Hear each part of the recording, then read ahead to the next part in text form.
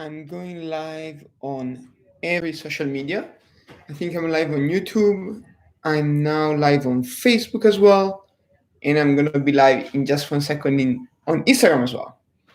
So wonderful, wonderful, wonderful. I'm so glad to be here as every second week because me and my co-founder, Colomca and Salvador, we alternate each other in hosting this live Q&A to tell you more about our activities and now our campaigns, the pressing issues that we're working upon, and obviously hearing from you. If you have any question, anything to advance, I'm here for that. I see Claudia joining on Instagram already. Claudia and I are working on several projects now together, always chatting. Very cool to see also some friends joining on Facebook and YouTube. Very cool. So today, in today's live, I want to tackle a couple of very important topics related to democracy and a call to action that I have for all of you in terms of the Now community and how we are building it. Let me start from the democracy piece. I mean, this week has been very, very intense and exciting from a democracy point of view. Why? You might have read on our social media or simply on the news how several countries have finally took a stance on the Uyghurs genocide and the Uyghurs imprisonment that is going on in the western region in China. And this is incredibly good news. It's first of all very sad that this didn't happen before, as we know since many years now that the Uyghurs population, there is a minority group, ethnic group in China, has been prosecuted, has been incarcerated, has been even some say sterilized to ensure the lesser amount of people from this group to keep on living in China. And most Western or anyway democratic observers and governments have not taken any action to prevent that. So yes, we're in front of a genocide or something very close to a genocide. We know that, we have proof, we have pictures, we have witnesses, but still the economic might of China is so extensive that many countries feared even to report such a crime. And finally, this week, countries have woken up from the EU to the UK to Canada. Countries have issued coordinated sanctions against Chinese Communist Party officials. They are deemed responsible for this horrible crime against humanity. And it's a small step, but a very important one.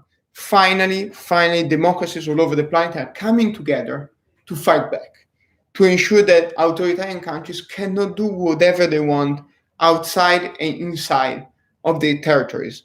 And if they violate basic human rights, basic freedoms, and they clamp down on all those brave and also like innocent people, as is happening right now in Xinjiang, something is going to hit back. And as you know, our campaign for freedom, Wave of Freedom, has been running now for 8 months, and we have really, really worked on the idea of bringing democracies together to fight back, to have something to say against these crimes against humanity, to ensure the authoritarian regimes are kept in check.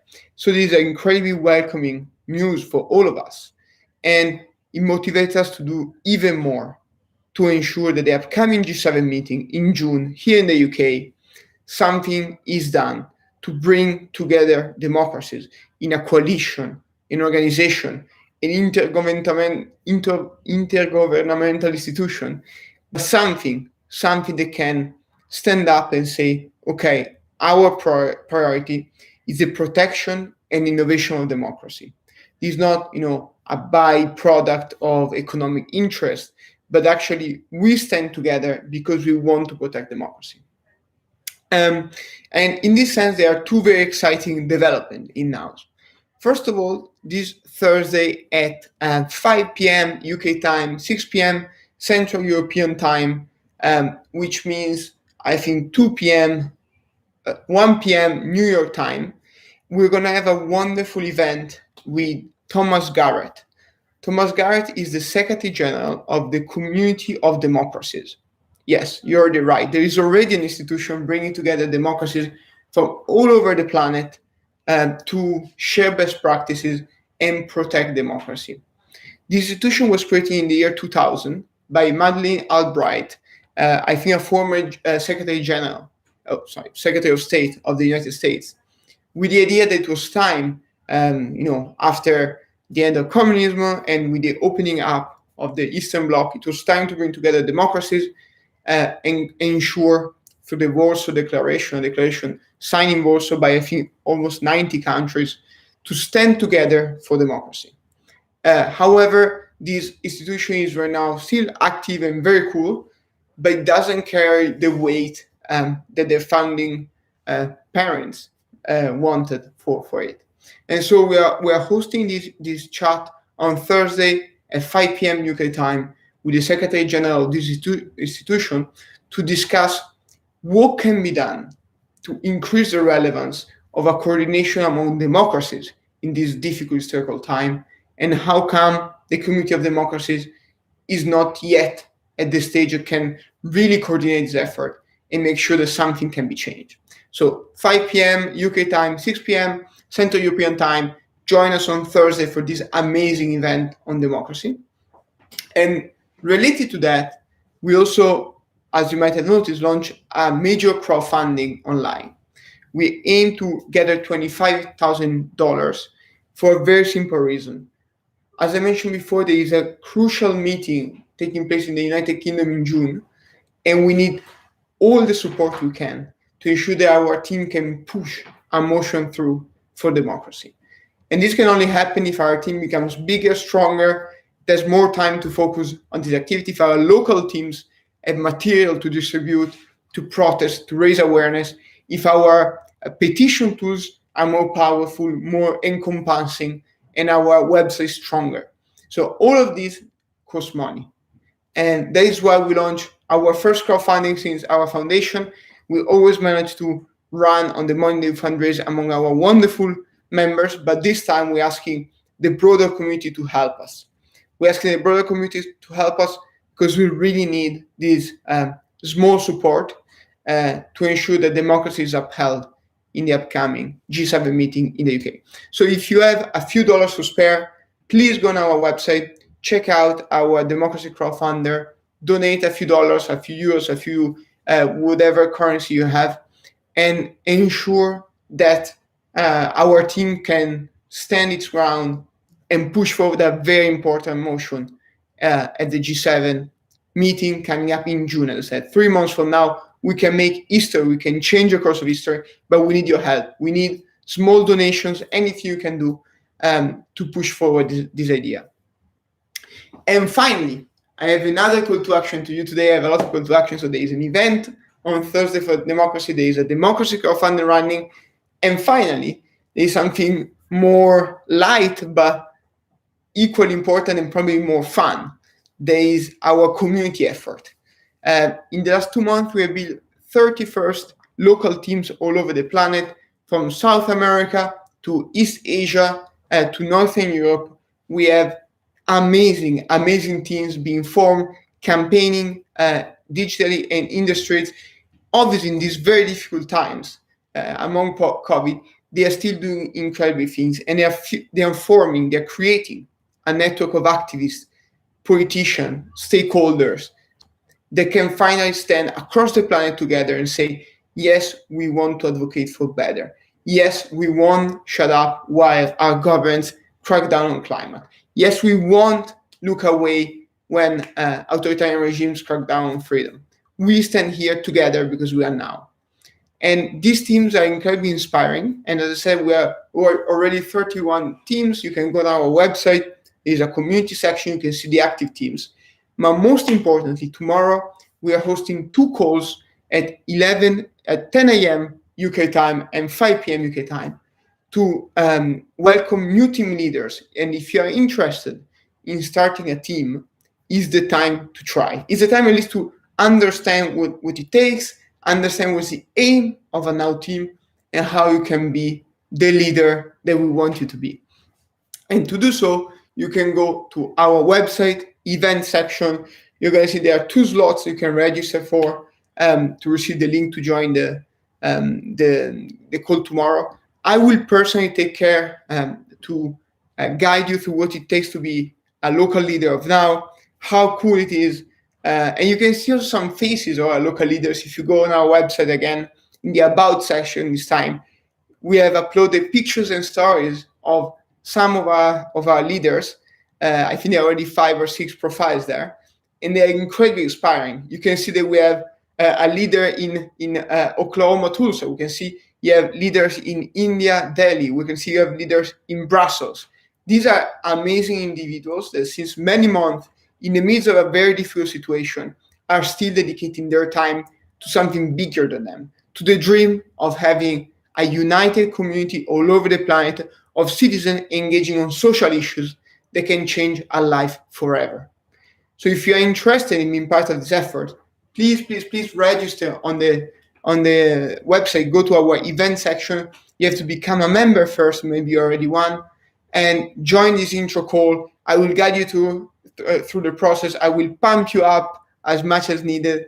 I will ensure that you can become the best leader that you can be, and you're gonna do that in your city where it matters the most. Because remember, you can always hope for huge changes around the planet, but if you don't manage to change the life of the people around you, you are not changing anything. So this is the philosophy of Open and Now Local Team: global vision declining to local realities, making sure that when we want to tackle climate change, we also clean up our streets, making sure that if we want to stand for democracy, we ensure that the communities of Asian, for example, in the US, in our city, are not discriminated against. These are all interconnected topics that we read in the news every day, and that you can have a say if you join now as a local team leader. And you're not going to be alone. We have more than 11,000 people in our database right now, and there's a high likelihood that a lot of people that want to do the same are right now living just across the street from you or in the same neighborhood where you live. And you just need to be the one to ignite the spark, launch the first email, and see how many people will join you. So please, tomorrow, join us for this community called Intros. They're going to be fun, they're going to be dynamic, and you can become, if you want, a leader in this wonderful organization. So just as a recap, event at 5 p.m. UK time on Thursday about the community of democracy, very cool institution that deserves more lights and hopefully can take more relevance in today's world. Democracy crowdfunder, if you have a few euros, pounds, dollars, whatever currency you have to spare, please help our work on democracy. We need your help. And there are millions of people right now living under authoritarian rules. And with just a little support, we can do something for them. So if you can donate something, go on our website and donate. And finally, on the community side, as I said before, tomorrow with me, we have 2 intro calls about how to start a local now teams and join the 31 teams that we already have all over the planet, and ensure that our global vision, our global wishes, our global dreams are actually declined in your courtyard, are actually impacting people around you. You can be that force of change in your community. You just have to take the time to try.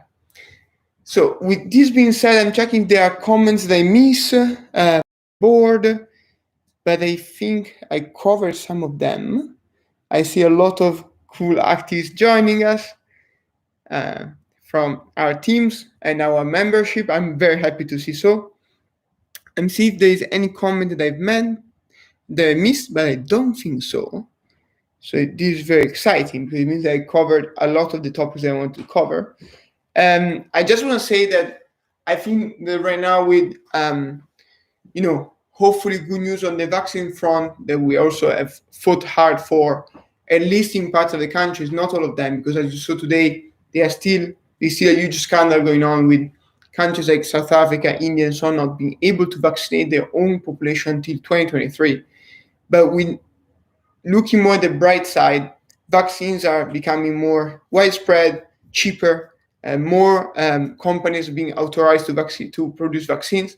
So if everything goes fine in 6 months, 1 year, 2 years, I'm optimistic. So I'm saying less because I hope that at a certain point, actually, vaccine distribution will increase dramatically when companies will understand that it's more important to save lives than to make profits, as we said in our campaign, Vaccines Without Borders. So if this happens anytime soon, we're going to go back to normality. We're going to go back to the world before the pandemic, obviously keeping some cool things that we have learned. For example, the fact that we have to work together in times of crisis, or the fact that it's also cool sometimes to work from home, these kind of things. But the world might go back to a normal status, and it's going to be high time for all of us to take action on the ground all over the planet. Why? Because for 1.5 years, 2 years, it was not possible. So there are many wrongs to be made right. There have been brave people still protesting, campaigning, advocating, even during these times, in extremely difficult conditions. It's our job to support them. It's our job to get out there. It's our job to see when there is injustice, not only to like it on social media, but actually to join the protest, to join the campaign, to ensure that the number of people crossing and marching the streets are not 10,000, but 20, 30, 50,000 every time there's something wrong. Why? Because this is the only thing that can change things. Without public pressure, without public mobilization, without civil society standing up for change, politics will not take the lead. Governments will not take the lead. Things change when people like me and you stand up and say, I'm not okay with this. I'm going to invest my afternoon canvassing, campaigning, pushing for a legislative change in my city, my country, my continent.